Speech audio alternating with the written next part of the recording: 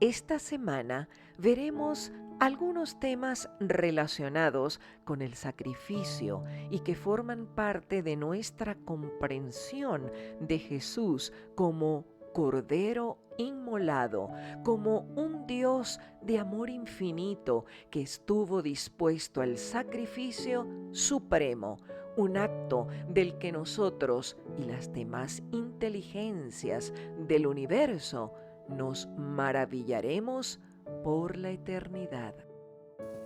Mis queridos amigos, sigamos estudiando la palabra. Hoy trataremos de entender un poco acerca de los sacrificios que encontramos en el Antiguo y el Nuevo Testamento.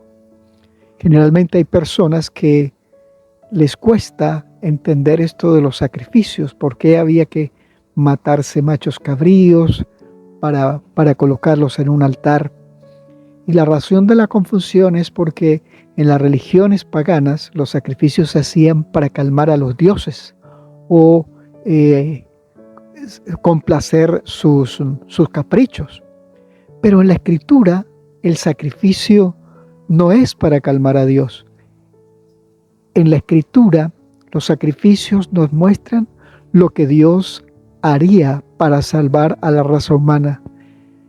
Y cada sacrificio que se hacía era un símbolo del Mesías que vendría en el futuro y moriría para pagar el pecado del ser humano, para pagar la maldad y poderlo cambiar en justicia.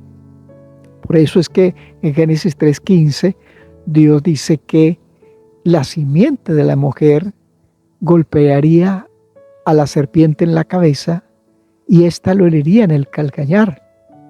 También como un símbolo de que habría un derrame de sangre. Cuando Dios le dio a nuestros primeros padres unas pieles de animales para que se cubrieran su desnudez después del pecado, eso incluía o nos hacía entender que para que ellos tuvieran esas pieles para cubrirse es porque un animalito había muerto. Bueno, alguien inocente moría para cubrir la culpabilidad del ser humano. Esto era un símbolo de lo que habría de venir en el futuro.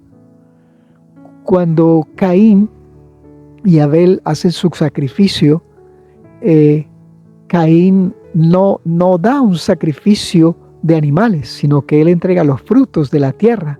En cambio, Abel sacrificó un cordero, porque en él, en esta estipulación del sacrificio, la idea era así: Dios un día moriría por el ser humano.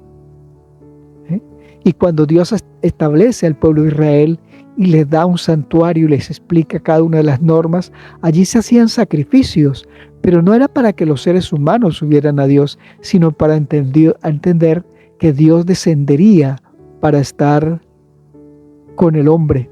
Sin embargo, esto de los sacrificios se pervirtió y el pueblo de Israel comenzó a hacer sacrificios sin el espíritu debido. Estaban convencidos que el hacer sacrificios, en verdad, hacer sacrificios de animales, especialmente de corderos, eso les otorgaba el perdón de los pecados. Y Dios, a través del profeta Isaías, dice: no me estoy deleitando en vuestros sacrificios, porque ellos vivían vidas totalmente contrarias a las normas de Dios, y cuando hacían un sacrificio era como cubriendo sus pecados, pensando que con este animalito que moría ellos podrían ser perdonados. Dice: no, Dios no se agrada en esto. Entonces, ¿qué ocurre? Dios, a través del salmista, en el Salmo 57, dice que el sacrificio que Dios acepta son los corazones contritos y humillados, y de él se agradará Dios. Pues eso exactamente es lo que Dios anhela cuando sus hijos se acerquen a él, que se acerquen con corazones contritos. Al mismo tiempo, el sacrificio mostraba la situación terrible de nosotros, que para que pudiésemos ser perdonados, un inocente tenía que morir. Entonces, ya teniendo esto presente, cuando Juan el Bautista dice: he ahí el Cordero de Dios que quita el pecado del mundo.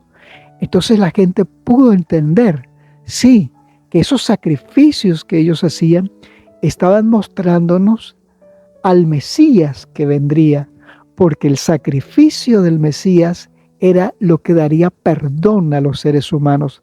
De esta forma es como Dios ha descendido para salvar al hombre. El inocente muere para que el culpable sea perdonado. Cristo descendió para morir por el ser humano. Esto es necesario que nosotros lo podamos captar para que entendamos que necesitamos del Señor Jesucristo como nuestro Salvador para recibir perdón de Dios, y para recibir ese perdón Cristo tuvo que morir. Por eso es que el apóstol Pablo, allí en el libro de los Corintios, en el capítulo 5, dice: porque nuestra Pascua, que es Cristo, ya fue sacrificada por nosotros. Cristo es la realidad del Cordero Pascual que se sacrificaba cada año, cuando Dios estableció este sacrificio en el tiempo del pueblo de Israel.